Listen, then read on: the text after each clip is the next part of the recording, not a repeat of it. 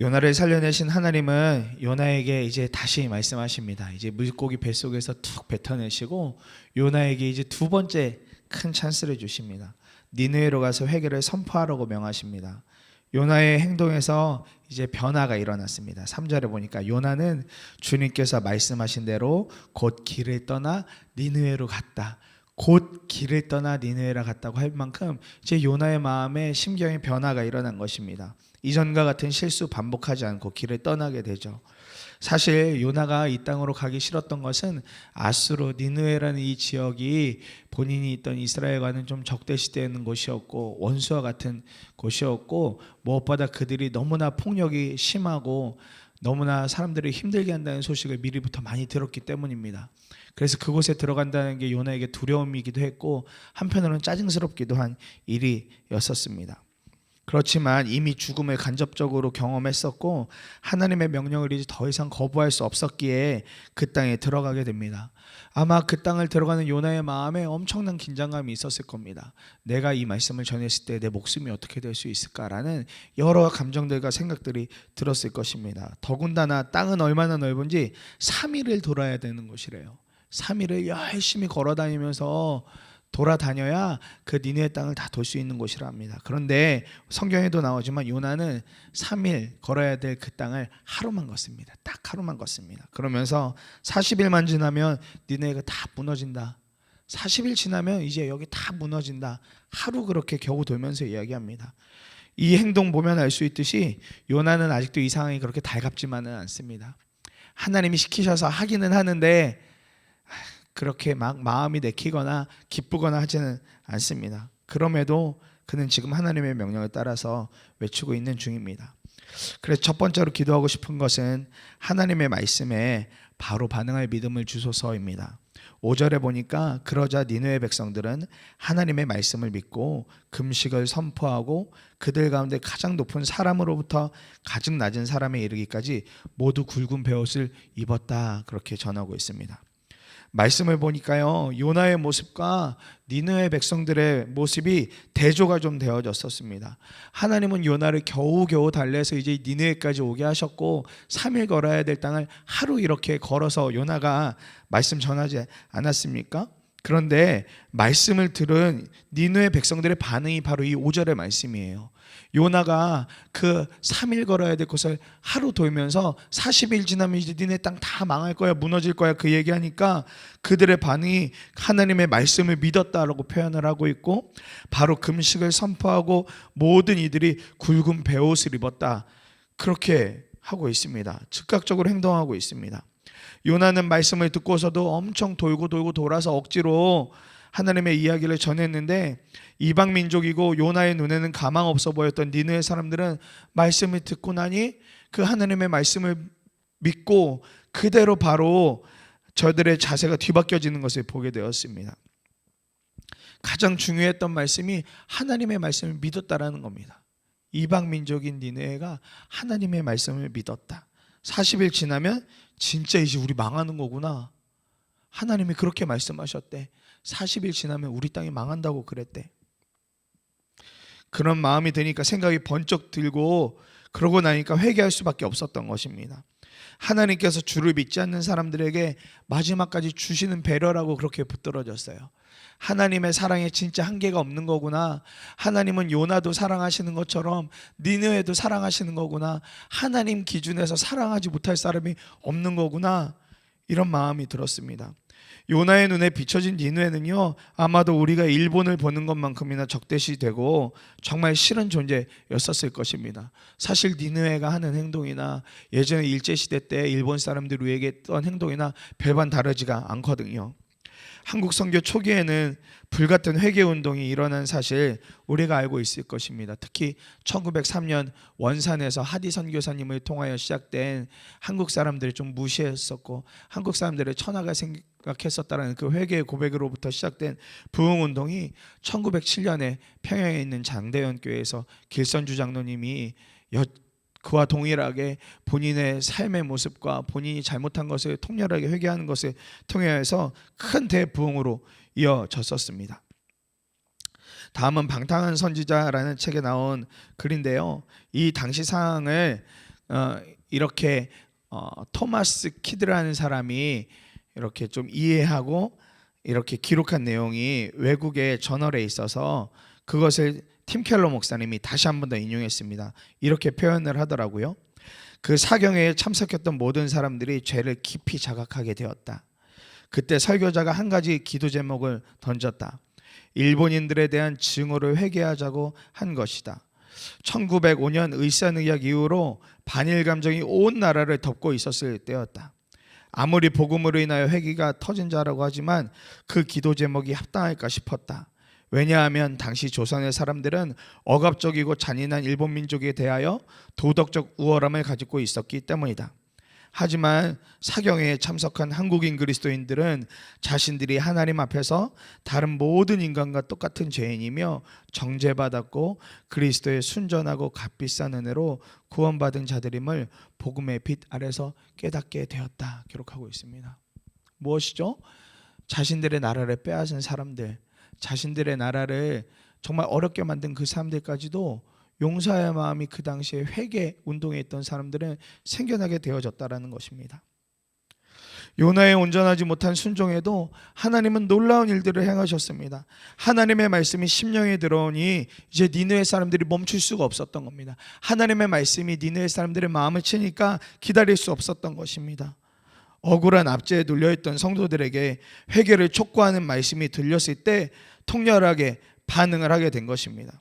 백성대로 회개로 시작한 놀라운 회개 운동이 니느웨 왕까지 올라가고 있는 장면을 오늘 성경에서 기록하고 있는 것이거든요. 더불어 평양에서 한 회개의 운동이, 회개의 기도가 한국 전역을 휩쓸었었습니다. 당시에 일어난 일들을 찾아보면요, 새 마음을 품고 돌아간 사람들이 가정에서 관계를 회복하고 부부와 부부가 또 며느리와 시어머니가 관계를 회복하고 놀라운 일들이, 간증거리들이 엄청났다 합니다. 또 주변인들과 관계를 회복하고 더군다나 예배를 드릴 때는 그 뜨거움이 어떻게 할 수 없을 정도였다, 그렇게 기록을 하고 있습니다. 사랑하는 여러분, 사도행전 2장에도 보면 이와 비슷한 사건이 일어납니다. 베드로가 회개를 촉구하는 말씀을 전했죠. 2장 38절에 너희가 회개하여 각각 예수 그리스도의 이름으로 세례를 받고 죄 사함을 받으라 전하니, 41절에 기록하길 그 말을 받은 사람들이 세례를 받았다라고 전하고 있습니다. 3,000명이나 되는 사람들이 그런 은혜를 누렸다 기록하고 있습니다. 하나님의 말씀에 대하여 바로 반응한 자들에게 하나님은 회개를 통해서 회복과 성령의 충만함을 부어주셨습니다. 오늘 우리 삶에 하나님이 주시는 분명한 메시지라 싶습니다. 하나님의 말씀을 듣지 않고 겉돌던 요나가 곧 움직여서 말씀을 전할 때 전혀 안 될 것 같았던, 가망 없어 보였던 니느웨가 회개하기 시작했습니다. 도저히 일본은 용서되지 않을 것 같아 보였지만 하나님의 말씀에 순종하고 회개할 때 한국교회에 엄청난 놀라운 부흥의 역사가 일어났습니다. 복음의 말씀을 듣고 회개하였을 때 3,000명이나 되는 사람들이 주님의 말씀을 받아들였다고 합니다. 주님의 말씀에 바로 반응할 믿음, 우리에게 정말 간절히 필요한 것입니다. 죄를 회개하라, 용서를 구하라, 사랑하라, 섬겨 주어라, 기도하라, 말씀 봐라. 하나님은 끊임없이 오늘도 우리의 삶 가운데 말을 걸어오세요. 이때 은혜를 누릴 사람은 다른 사람 아니라 그 말씀 붙들고 반응하는 사람일 것입니다. 하나님의 말씀이 들려졌다, 마음에 남았다, 그때 반응하는 것. 이 하루의 삶이 분주하실 수도 있고 마음이 여러 모양으로 완전히 가라앉아서 아무것도 하기 싫은 상황에 계실지도 모르겠습니다. 그러나 하나님이 말씀에 귀를 기울이셔서 믿음으로 하나님의 말씀에 우리가 함께 반응하기를 간절히 소망합니다. 그래서 두 번째로 한 번 더 이 5절의 말씀을 붙들고 기도하고 싶은데, 두 번째로 기도하고 싶은 것은 하나님의 말씀으로 나의 상태를 알게 하소서입니다. 5절의 말씀으로 시작하여서 6절 이후에는요, 니느웨 왕이 나라 전체의 회개를 선포합니다. 이 선포가 요나의 선포였다면, 요나라는 선지자가 한 선포였다면 너무나 당연한 것일지도 모릅니다. 선지자들이 해야 되는 지극히 당연한 일이거든요. 그런데 요나서는 일반적인 다른 선지서들과 다르더라고요. 요나가 그 일을 행한 것이 아니라 오히려 그 악독하다 말하는 그 땅의 왕이 선포합니다. 이제 다 금식하고 다 가축이고 뭐고 아무것도 먹이지 말고 다 베옷을 입고 완전히 다 엎드러지라 그렇게 선포합니다. 그런데 이 일반적이 않은 장면 때문에 은혜가 되어지더라고요. 하나님 누구라도 사랑하시고 구원하시려 한다는 마음이 들었기 때문입니다. 하나님이 끝까지 우리를 사랑하시는구나, 하나님이 끝까지 한 영혼이라도 더 돌리고 싶어 하는구나, 그 마음이 들어왔습니다. 니느웨 왕의 명령으로 온 나라가 다 금식하며 하나님만을 구하고 있습니다. 그리고 금식을 선포합니다. 우리가 하나님께 힘껏 부르짖자, 나쁜 길에서 이제 돌아서자, 폭력을 다 그쳐내자. 이 선포에 정말 전인격이 다 정결하기를 원하는 간절함이 나타나고 있습니다. 그들의 상태, 니느웨 사람들이 어떤 상태인지, 니느웨 왕 자신이 어떤 사람인지를 이 선언을 통해서, 선포를 통해서 고백하고 있습니다. 자기 자신이 어떤 존재인지를 아주 정확하게 아는 것이죠. 그러니 그 모습 그대로 부르짖으며 돌아서고 싶다고 기도할 수 있었던 것입니다. 하나님의 말씀이 니느웨 백성들 안에 들어가니 그들이 자신들의 상태를 더욱더 정확하게 면밀하게 볼 수 있었던 것입니다. 선한목자교회에 있을 때 여러 차례 구치소 사역에 이렇게 동참할 일이 있었습니다. 여성 제소자들 예배를 인도하는 사역이었습니다. 목사님과 한조가 되어서 보통 들어가게 되면 목사님들 말씀 전하시고 저는 이제 앞부분과 뒷부분에 보통 이제 찬양을 부르게 됩니다. 찬양을 인도하다 보면 처음부터 눈물 흘리시는 분들이 꽤 많이 계세요. 처음에 그곳에 사역 갔을 때 그런 분들 보면서 아유, 저분들이 정말 이곳에 오셔서 마음이 많이 갈급하시구나, 또 회개의 마음이 너무 가득하신가 보다, 본인들의 죄에 대한 자각이 너무나 크신가 보다, 그런 생각이 들었습니다. 목사님들 말씀을 선포하시면 막 아멘 하면서 잘 받으셔서 전 정말 그분들이 그러신 분들인지 알았습니다. 그런데 그 뒤에 알았어요. 목사님들께 그래서 이제 말씀 마치시면 이제 기도 받으실 분들은 따로 뒤로 나오시라 그래서 목사님들이 한 분 한 분 마음 다해서 기도해 주시거든요. 그런데 대부분 그 기도 받으러 오시는 분들의 대부분의 기도 제목이 이거라는 겁니다. 내가 너무 억울하다. 나 아무 잘못도 없는데 여기 들어와 있다. 내가 이 억울함을 좀 벗어날 수 있게 기도해 달라. 내가 이 억울함을 빨리 그쳐내고 빨리 밖에 나갈 수 있게 도와달라. 이런 식의 기도 요청을 가장 많이 한다는 것입니다. 제가 찬양할 때 봤던 모습은요, 회개하고 참회하는 눈물이 아니라 그냥 억울하고 분통이 터져서 흘렸던 눈물이더라고요. 그런데 그냥 찬양의 곡조가 그냥 그 마음들에 치니까 그냥 눈물을 흘렸던 모습, 그 정도였던 것입니다. 사실 구치소까지 왔는데 잘못 없는 사람이 어디 있으며 조금만 죄 없는 사람이 어디 있겠습니까? 그러나 그분들 안에는 여전히 죄의 종류나 강도, 내가 지은 건 죄도 아니지, 이런 마음이 있으니까 억울하고 분통 터지고, 그러니까 빨리 이곳 나갈 수 있는 다른 방법만 모색하고 있는 그런 모양이었던 것입니다. 그런데 이 모습 보면서 이분들이 자신을 아는 상태가 어쩌면 우리와 비슷할 수도 있겠다라는 마음이 들었습니다. 죄를 지어도 그것이 죄인지 모르는 상태, 나 자신이 어떤 사람인지도 모르면서 회개할 수 없는 것이죠. 내가 어떤 사람인지 모르는데 어떻게 회개할 수 있으며, 내가 어떤 죄인인지 모르는데 어떻게 회개할 수 있겠습니까? 나의 지금의 마음 상태가 어떤지 모르면서 기도한다는 것은 마치 억울한 것만, 이분들이 반응했던 것처럼 억울한 것만 쭉 늘어놓는 정도의 수준밖에 되지 않을 것입니다. 요나는 자신을 몰랐지만 니느웨는 오히려 자신을 알았습니다. 그래서 서두에 요나와 니느웨의 모습이 대조된다고 말씀드린 것입니다. 어제 나는 2장에 보면 요나는 한마디도 회개하지 않아요. 그저 쭉 열거하면서 하나님 제가 이런 일들이 있었고 라고 하면서 본인 변명하기에 바빴습니다. 그런데 니느웨는 오늘 요나가 40일 지나면 이제 너희 땅 다 무너지게 될 거야, 그 이야기 들었을 때 백성들이 즉각적으로 그 말씀에 반응하죠. 금식하고 온 나라가 다 온 굵은 베옷을 입고 엎드려 이렇게 회개하는 것을 보게 되어집니다. 사랑하는 성도님들 삶에서 때로는 억울하고 분통 터지는 일들을 만나실 때가 있으실 것입니다. 나는 꽤 괜찮은 사람인데 주변의 사람들이 이상한 것 같아. 내가 거래하는 거래처에 저 사람이 좀 이상한 것 같고, 오늘따라 왜 이렇게 남편이나 아내나 자녀들이 내 마음을 뒤집는지 나는 괜찮은 것 같은데 내 주변에 있는 사람이 너무나 이상한 것 같아.